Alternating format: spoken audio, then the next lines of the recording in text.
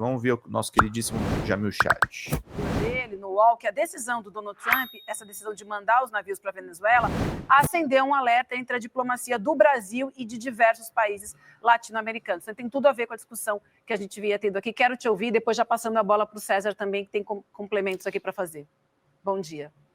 Sem dúvida, bom dia a todos. Olha, é obviamente um tema muito delicado, é obviamente um tema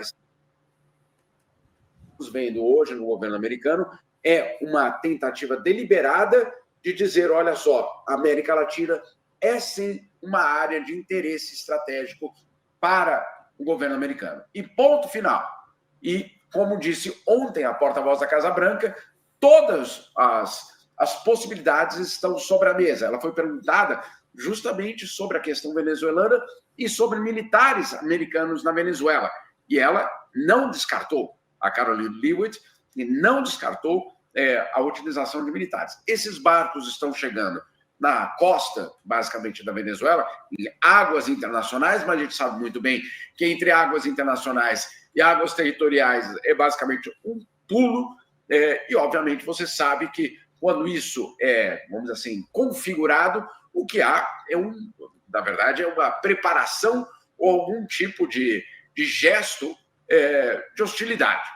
Então, é real a ameaça hoje para a América Latina. É ameaça também para o Brasil? Olha, eu não descartaria por vários motivos, mas mesmo uma situação complicada na Venezuela teria impacto no Brasil. Qual que seria o primeiro impacto no Brasil? Uma onda de refugiados venezuelanos ao Brasil. Então, sim, o Brasil estaria afetado diretamente por qualquer ato militar americano na Venezuela, imediatamente, não é daqui a alguns meses, etc. Não, seria um ato imediato. Um outro aspecto fundamental, se você tem, obviamente, um argumento como esse, qual que é o argumento americano? O combate ao narcotráfico. Bom, o narcotráfico, a gente sabe que é uma realidade na América Latina inteira e que, ao você utilizar esse argumento, você pode ter um cheque em branco para agir em qualquer lugar da América Latina. Ninguém está aqui defendendo o narcotráfico. Isso é um absurdo.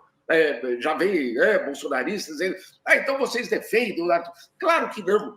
Vocês defendem tal regime militar. Nós temos que deixar muito claro o que é cada coisa. Primeiro, o narcotráfico sendo classificado nos Estados Unidos como um grupo terrorista. Isso tem sido feito no México, na Venezuela, quer dizer, os americanos classificando essas organizações como grupos terroristas. Aí a gente tem aquela surpresa de Cláudio Castro, Tarcísio, o clã Bolsonaro, dizendo que o PCC também deve ser classificado como grupo terrorista. Ótimo! Então, nós estamos dando o argumento perfeito para que os americanos, daqui a alguns meses, mandem esses barcos ou outros barcos para a costa do Recife, de Fortaleza, do Rio de Janeiro, onde eles quiserem. Então, a realidade é que nós estamos vendo uma transformação da ordem internacional e essa transformação da ordem internacional é um momento crítico. Ele envolve, claro, tarifas, comércio, etc., mas envolve força. E essa é a força que o governo americano está utilizando. Não está abrindo mão dessa força. Então, essa preocupação dos brasileiros é legítima, sim. Entra no radar, não porque nós somos um bando de frouxos, olha eles ali com medo da guerra. Não, não é isso. É porque entrou no radar dos americanos. É porque nós temos hoje políticos brasileiros que estão dispostos a fazer esse jogo. Então, realmente, a gente precisa usar esse caso venezuelano, não para defender a Venezuela, não é nada disso, mas é só lembrar que aqueles no Brasil que estão defendendo que o PCC seja classificado como um grupo terrorista estão abrindo as portas para que, eventualmente, barcos americanos apareçam aí no nosso radar. De repente, ali da praia mesmo, a gente vai conseguir ver esses barcos. Uhum. Ô, Jamil, perfeito. E, assim, por isso que é tão curioso, por isso que Gramsci, por exemplo, é um baita autor quando ele fala de hegemonia cultural. É incrível perceber que, a despeito de estar sob ataque, uma guerra, efetivamente, uma guerra híbrida, Vivian, ainda tem uma parcela expressiva da nossa população que defende o agressor. Um agressor que começou de forma não provocada, absolutamente gratuita e a gente ainda tem uma parte da população brasileira que, porque é culturalmente colonizada de uma maneira assim muito aguda, não é sequer capaz de defender a própria nação. Termina defendendo o agressor. E aí, Jamil, isso tem tudo a ver com a hegemonia cultural. Você pega uma criança... Verdade, né, A Cirt? nossa geração, a geração atual, Vivian, 8, 9 anos, você já assistiu centenas de milhares de horas de filmes estadunidenses, nos quais eles são os heróis que salvam o mundo, que levam democracia e liberdade para os outros países que são primitivos, autocráticos, arbitrários, etc. Esse é o enredo inteirinho de Hollywood. Então veja, para te passar, Jamil, acho que é um ponto central quando você fala que o objetivo final são as eleições do ano que vem, principalmente em Chile, Colômbia e Brasil. Jamil fala muito bem disso. E veja, se vocês pegarem a década de 60, qual que foi o grande discurso para que, de fato, organizasse a Operação Brother Sun? A luta contra o comunismo. O comunismo era o grande malvadão. Ainda é. Como pano de fundo. Durante o começo da década passada, William, qual que era o grande discurso? O combate à corrupção, porque tinha toda a questão da Lava Jato, o FCPA e tal. Agora, a principal preocupação dos brasileiros, William, que a gente demonstrou ali, qual é? Violência. Não por acaso Washington está utilizando um combate à violência, aos cartéis, ao tráfico, porque como o Jamil colocou, é muito difícil, gente. Quem é que vai dizer, então quer dizer que você é a favor de cartel, você é a favor do tráfico, você é a favor da violência? Evidentemente não. O que eu particularmente sou contra, Jamil, para te passar, é que esse tipo de expediente seja instrumentalizado para submeter o Brasil aos desígnios estadunidenses. Aí, de fato, como patriota legítimo, como brasileiro de verdade, não se pode permitir esse tipo de coisa, Jamil. Perfeito, César. Eu acho que você resumiu muito bem isso, porque, de fato, é essa a questão. A questão não é dizer que o narcotráfico é legítimo, não é absolutamente passar pano para criminoso, não é nada disso, mas é entender o que significa essas ações internacionais contra a América Latina. E aí a gente tem que colocar num outro contexto, que é um contexto, claro, de uma construção que ela está sendo feita, uma espécie, e essa foi a palavra que eu ouvi ontem de um diplomata americano, de um arco conservador na América Latina. Vamos fazer a conta aqui, eu já fiz algumas vezes, mas essa conta ela precisa ser feita sempre e a gente precisa ser indo atualizando. Então, obrigado, Célia. Quem está hoje, basicamente, ao lado de Donald Trump na nossa região? A Argentina, o Paraguai, o Peru, o Equador e a Guiana. Próximo, a Bolívia. Os progressistas já perderam a eleição, não há nenhuma dúvida sobre isso, e o candidato boliviano que vencer, tem 2 aí na segunda rodada de votação, que acontece em outubro, já se sabe que a política externa boliviana vai dar uma guinada e vai se aproximar também dos Estados Unidos. Lembrando que a Bolívia tem a maior reserva de lítio do mundo. Então, olha só esse cenário, esse mapa que eu estou tentando desenhar aqui na América do Sul. Então, a Bolívia é o próximo. Qual é o próximo? No final do ano, o Chile. Por enquanto, a candidata do Boric, basicamente, está na liderança. Mas todas as projeções, inclusive me foi passada uma projeção ontem pelo governo americano, mostrando que, num segundo turno, a extrema-direita ganha. Ou seja, depois da Bolívia, no final do ano, é o Chile que passa a ser um aliado americano também. Olha só o cenário. E depois, em 2026, 2 enormes eleições na região. Colômbia, com Petro fragilizado, isso a gente já sabe. Então, eventualmente, nós teremos uma mudança radical da política externa da Colômbia, e aí completada a parte hispânica, basicamente, da América Latina, da América do Sul, fica só o Uruguai ali ainda com uma espécie de resistência, e aí, claro, o Brasil em outubro de 2026. Então, gente, eu faço esse mapa porque não sou eu que estou fazendo esse mapa. Quem está fazendo esse mapa é o governo americano, desenhando a estratégia de retomada da hegemonia na América Latina. Vocês imaginem só, depois da Bolívia, o Chile, e aí em 2026, faltando só duas peças para esse quebra-cabeça. Colômbia, uma grande chance dos progressistas serem derrotados. Petro está com enormes problemas na Colômbia e depois no Brasil. No caso brasileiro, claro, é a joia da coroa. E aí, por isso, nós estamos vendo todos esses ataques. Esses ataques que, insisto, não são para salvar o soldado Bolsonaro, são para, obviamente, atender aos interesses americanos. Jamais vocês verão um governo americano saindo ao resgate de algum aliado ou de algum personagem por solidariedade, por generosidade. Isso não existe na política externa americana. O império não funciona dessa forma. Não são personalidades que são socorridas, são interesses que são defendidos. E o interesse americano é, obviamente, desestabilizar o Brasil e garantir que depois, em 2027, tenham basicamente uma região inteirinha ao seu dispor. Inclusive, Jamil, importante isso que você fala, porque, com todo respeito aos nossos vizinhos, né, eu sou muito favorável à união dos países da América Latina, em especial da América do Sul. A zona de influência do Brasil é mais América do Sul e não a América Latina toda. Com todo respeito aos nossos vizinhos, com a importância da Colômbia, da Argentina, do Paraguai, mas o Brasil é um colosso aqui dentro, né? Em relação, em especial, à economia. Vamos, gente, vamos contribuindo. Tá faltando muito ainda, quase 400 sul-americanos, e isso é um componente adicional. Eu queria trazer um outro país junto para essa equação, Jamil, é o Equador, né? O Equador também recentemente condenou o ex-presidente e também pode virar alvo de sanções dos Estados Unidos. Me parece que eles vão tentar atropelar a América do Sul inteira. E aí fica mais claro ainda o quanto as condenações, as sanções contra os ministros do STF, contra o governo brasileiro, as tarifas contra o país fazem parte dessa estratégia estadunidense de ter a América do Sul toda subjugada de joelhos aos interesses dos Estados Unidos. Onde isso não está acontecendo, eles estão metendo tarifa, estão fazendo combate. Vamos lembrar que o Petro, o presidente da Colômbia, foi o primeiro a enfrentar o Trump, inclusive, né?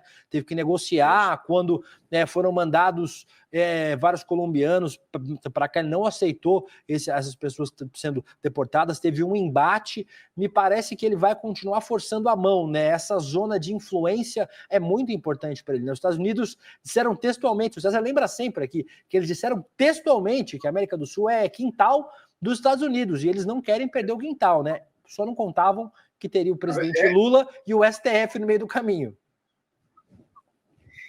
E esse é o grande desafio, William. É perfeito isso que você colocou, porque, de fato, esse quintal ele quer ser retomado, na verdade, né? Tem uma história que eu já contei, não sei se eu contei aqui, mas é uma história que me passaram justamente no Itamaraty e que mostra justamente essa preocupação dos trumpistas em relação à América do Sul.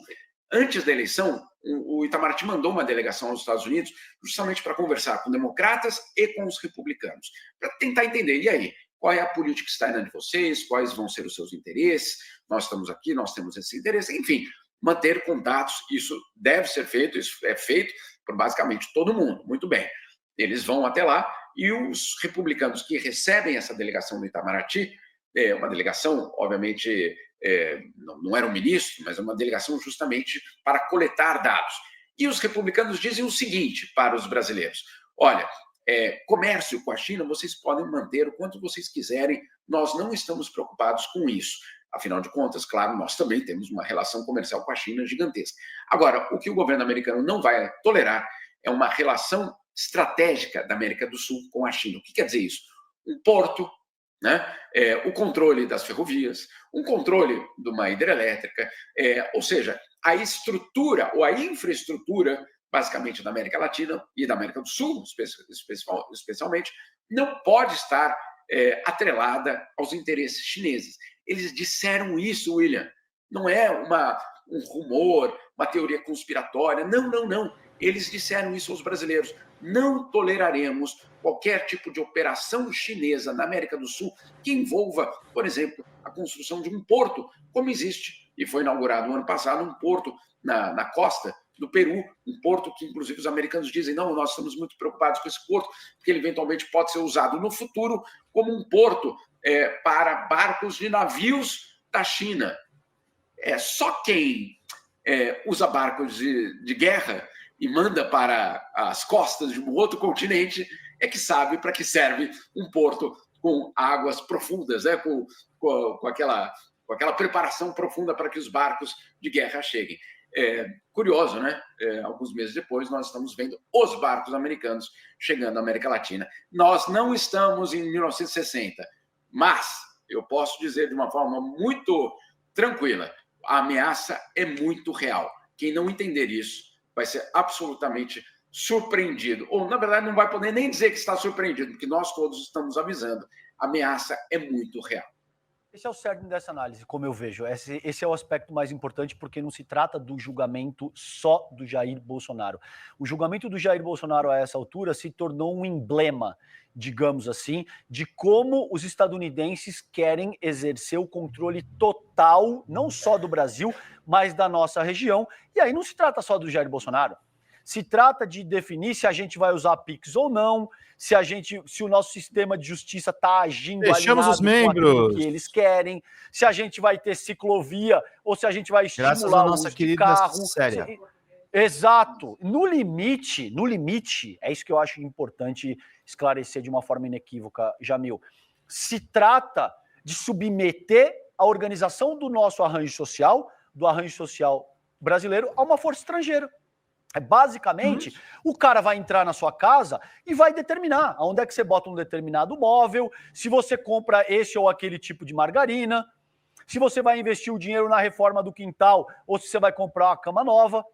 Quando a gente fala de soberania, é isso. É uma nação estrangeira, Vivian, que instrumentalizando uma família criminosa, que é a família Bolsonaro, agora bota as garras em cima de todo o nosso país. É contra isso que nós estamos lutando. E é contra isso que, como nação, a gente tem que se mobilizar de uma maneira muito enérgica, Vivi. Isso aí, César. Só para completar, porque o César tocou num ponto fundamental.